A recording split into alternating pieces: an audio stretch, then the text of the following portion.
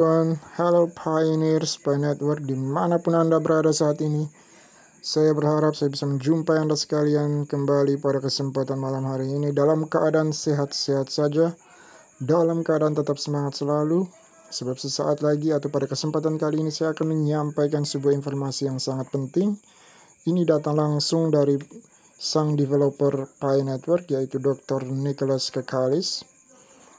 Terkait apakah informasi yang dimaksud, tetap stay tune di channel ini sebab sesaat lagi saya akan menyampaikan hal tersebut ke hadapan Anda sekalian. Namun sebelum itu mohon dukungannya untuk channel ini dengan cara klik tombol subscribe, like, and share agar channel ini terus berkembang ke depannya dan agar saya bisa terus hadir untuk memberikan info-info yang terupdate dan edukasi-edukasi yang bermanfaat ke hadapan Anda sekalian. Baik, kita langsung saja masuk kepada pembahasan kita.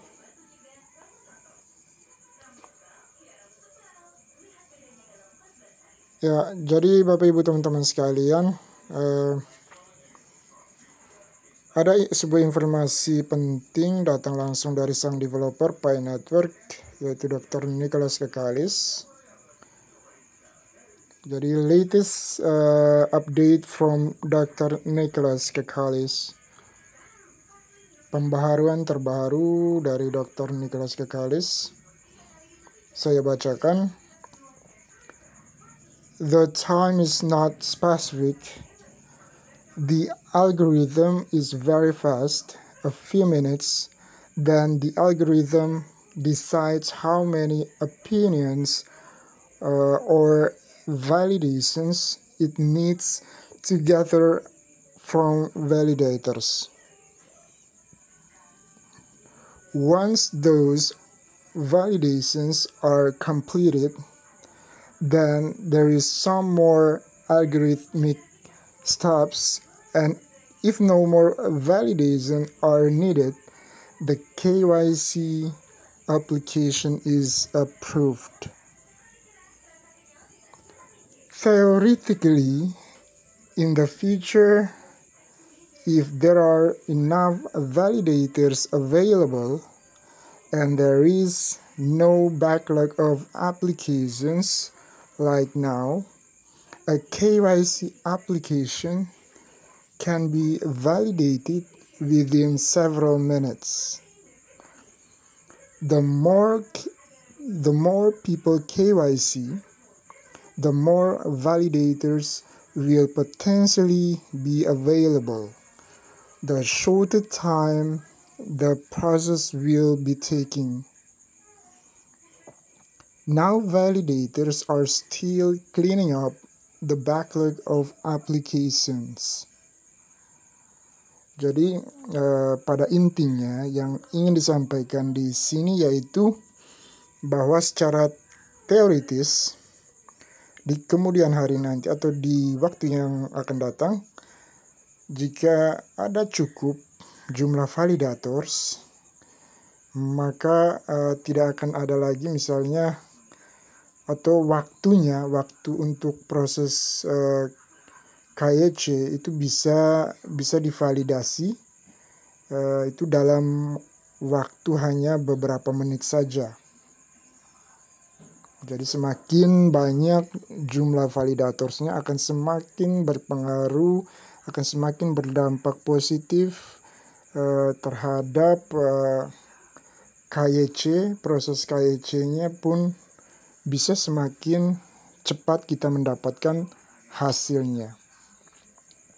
Jadi the more people KYC, the more validators will potentially be available. Jadi poin berikutnya disampaikan oleh Dr. Nicholas Kakalis bahwa semakin banyak orang yang mengikuti KYC, maka potensi untuk semakin bertambahnya jumlah validators pun itu akan semakin besar. Jadi semakin banyak Pioneers Pi Network yang mengikuti KYC, maka jumlah validators pun berpotensi jumlahnya akan terus bertambah meningkat. Maka itu juga akan berimplikasi pada hasil KYC-nya juga mungkin bisa lebih cepat untuk didapatkan hasilnya.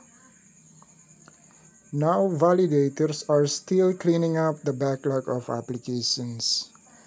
Jadi intinya seperti yang sudah saya sampaikan tadi ya Bapak Ibu teman-teman sekalian, bahwa secara teoritis kedepannya nanti jika jumlah validatorsnya semakin banyak yang diperoleh, maka proses KYC-nya juga bisa divalidasi dalam kurun waktu yang mungkin hanya membutuhkan waktu beberapa menit saja. Lalu poin keduanya adalah semakin banyak yang mengikuti proses KYC, the more people KYC, maka the more validators will potentially be available. Jadi semakin banyak yang mengikuti KYC, maka semakin banyak pula jumlah validators yang berpotensi untuk bergabung atau diperoleh. Jadi seperti itu intinya. Pasti Bapak Ibu teman-teman sekalian bertanya, apa itu algoritma? Karena ada istilah algoritma di dalamnya. Maka sedikit saya jelaskan mengenai pengertian daripada algoritma itu apa. Yang pertama, menurut praktisi matematika dan komputer Seymour, Lipschutz, dan Mark Lipson, pengertian algoritma adalah suatu daftar langkah demi langkah yang terhingga dari instruksi-instruksi yang terdefinisikan dengan jelas yang digunakan untuk memecahkan permasalahan tertentu. Kedua, dilansir dari BitLabs, algoritma adalah instruksi yang ditujukan ke komputer agar dirinya bisa menyelesaikan tugas yang diberikan. Instruksi tersebut harus ditulis secara spesifik agar tugas bisa diselesaikan dengan benar, mulai dari istilah yang dipakai sampai dengan langkah-langkahnya. Yang ketiga, bersumber dari target. Algoritma adalah prosedur atau formula untuk memecahkan masalah yang dilakukan berdasarkan urutan tertentu. Sebuah program komputer dapat dilihat sebagai algoritma yang rumit. Dalam matematika dan ilmu komputer, algoritma biasanya berarti prosedur kecil yang memecahkan masalah berulang. Jadi itulah pengertian daripada algoritma.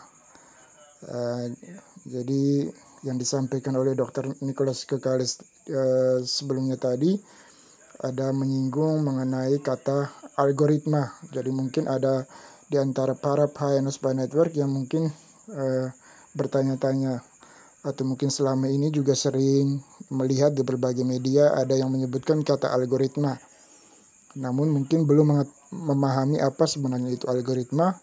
Maka dari itu saya berikan sedikit pengertian atau definisi singkat terkait dengan apa itu algoritma. Ya baiklah, jadi hanya itu saja yang bisa saya sampaikan pada kesempatan kali ini. Semoga apa yang saya sampaikan pada kesempatan kali ini bisa memberikan bekal informasi baru kepada para pioneers by network sekalian. Kurang dan lebihnya saya mohon maaf. Sebelum mengakhiri pertemuan kita pada kesempatan kali ini, perlu saya ingatkan kembali bagi Bapak Ibu teman-teman sekalian, bagi Anda yang menyukai konten ini, jangan lupa dukung selalu channel ini dengan cara klik tombol subscribe, like, and share agar saya bisa terus hadir untuk memberikan info-info yang terupdate dan edukasi-edukasi yang bermanfaat ke hadapan Anda sekalian. Baik, terima kasih dan sampai jumpa di video saya selanjutnya.